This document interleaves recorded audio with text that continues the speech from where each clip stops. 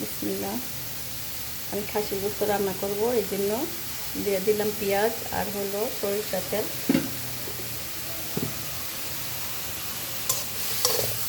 এক চামচের মতো লবণ দিলাম, তেজপাতা, দারচিনি, এলাচ, লবঙ্গ আর হলো গোলমরিচ দিয়ে দিলাম। 2 চামচের মতো আদা রসুন দিলাম।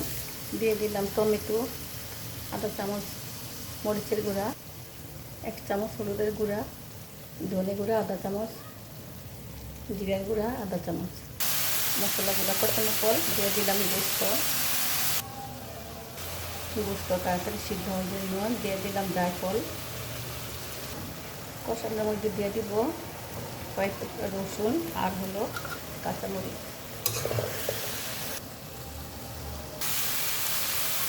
আবারও কষানোর জন্য আলু দিয়ে দিলাম, দিয়ে দিব আলু।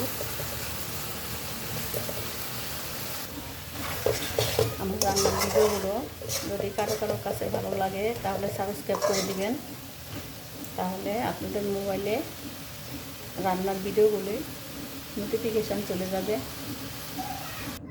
পানি দিয়ে দিলাম,